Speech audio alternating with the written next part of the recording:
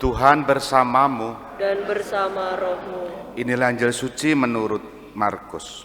Dimuliakanlah Tuhan. Sekali peristiwa, serombongan orang Farisi dan beberapa ahli Taurat dari Yerusalem datang menemui Yesus. Mereka melihat beberapa murid Yesus makan dengan tangan najis, yaitu dengan tangan yang tak dibasuh. Sebab orang-orang Farisi, seperti orang-orang Yahudi lainnya, tidak makan tanpa membasuh tangan lebih dulu karena berpegang pada adat istiadat nenek moyang. Dan jika pulang dari pasar, mereka juga tidak makan kalau tidak lebih dahulu membersihkan diri.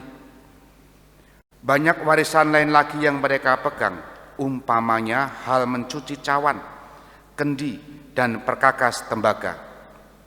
Karena itu, orang Farisi dan ahli Taurat bertanya kepada Yesus, "Mengapa murid-muridmu tidak mematuhi adat istiadat nenek moyang kita?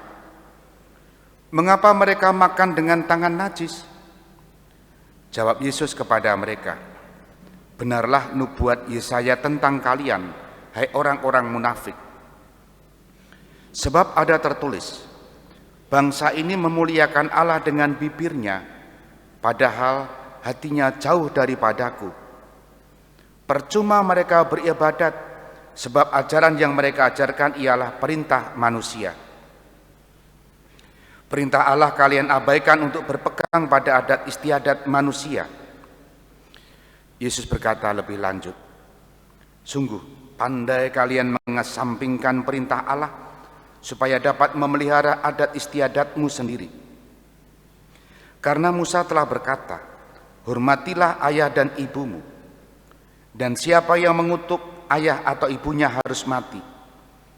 Tetapi kalian berkata, kalau orang berkata kepada ayah atau ibunya, apa yang ada padaku yang dapat digunakan untuk pemeliharaanmu sudah digunakan untuk korban, yaitu persembahan kepada Allah, maka kalian membiarkan dia untuk tidak lagi berbuat sesuatu pun bagi ayah atau ibunya. Dengan demikian, sabda Allah kalian nyatakan tidak berlaku demi adat istiadat yang kalian ikuti.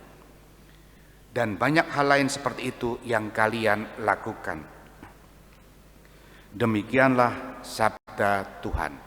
Terpujilah Kristus. Saudari-saudara yang dikasihi Tuhan, selamat pagi berkah dalam.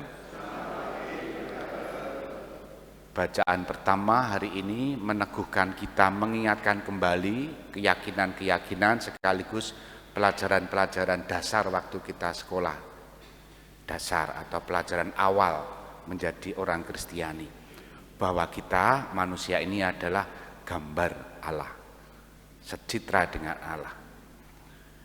Kadang juga ada yang memplesetkan, lah manusia saja gambarnya seperti itu, lalu Allah seperti apa? Karena gambarnya kan macam-macam ya. Tentu bukan itu maksudnya. Maksudnya adalah bahwa manusia memiliki martabat yang luhur dibandingkan ciptaan yang lain, dan kepadanya diberikan kuasa untuk menguasai ciptaan atau langit atau bumi. Nah, itulah yang hari ini kita dengarkan dalam bacaan pertama kitab Kejadian, dan 2 minggu ini nanti ke depan bacaan-bacaan dari kitab Kejadian akan diperdengarkan untuk kita. Kembali pada kita sebagai gambar dan rupa Allah atau citra Allah. Itu artinya kita memiliki martabat yang luhur dan kita diberikan kuasa, diberikan kebebasan untuk mengelola bumi, untuk mengelola langit tentu saja juga. Nah, itulah tanggung jawab yang seringkali menjadi tantangan bagi kita. Persoalannya adalah makin kesini tanggung jawab yang diberikan untuk manusia dan kepada manusia itu tidak serta-merta dijalankan dengan baik. Maka yang terakhir misalnya, Paus Fransiskus mengeluarkan ensiklik Laudato Si soal keutuhan ciptaan alam. Tentu ada keprihatinan-keprihatinan di sana. Bagaimana manusia ditantang untuk merawat bumi. Paroki Kalasan pun sudah hampir 3 tahun ini tahun ketiga, juga berusaha untuk ke situ merawat bumi. Sederhananya apa? Sampah mengelola sampah. Hari-hari ini beberapa tim dari pelayanan kita, tim sampah, terdiri dari orang-orang yang nyampah, ya, yang suka dengan sampah, mengelola sampah, keliling di beberapa paroki untuk bersaksi, ya, bercerita tentang pengelolaan sampah. Meskipun di paroki Kalasan sendiri, dari 90-an lingkungan belum maksimal untuk sadar atas sampah itu. Kalau diletakkan dalam bacaan pertama sama, bagaimana mengelola bumi, tanggung jawab terhadap bumi. Manusia punya pikiran, punya cara, bukan untuk menghancurkan tetapi untuk merawat. Dan itu pula lah yang ada dalam bacaan Injil. Orang Farisi, orang Saduki, dan beberapa orang Farisi tadi juga disebut pintar melintir perintah Allah demi kepentingan mereka sendiri. Mereka pandai untuk memelintir perintah Allah dan membuat aturan-aturan demi kepentingan mereka sendiri. Maka poinnya adalah perintah Allah untuk menguasai, untuk melindungi bumi, untuk mengusahakan bagaimana bumi ini utuh, dan dengan cara-cara tertentu kita mengusahakannya dengan cara-cara sederhana. Moga-moga semangat itu pun ada dalam diri kita, merawat bumi, karena itu dipercayakan kepada kita, bukan membenarkan tindakan kita yang merusak bumi ataupun alasan-alasan tertentu sehingga kita abai terhadap lingkungan kita, terhadap sampah kita.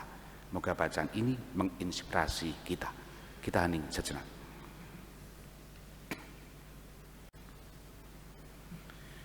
Dimuliakanlah Yesus yang hidup sekarang dan selama-lamanya.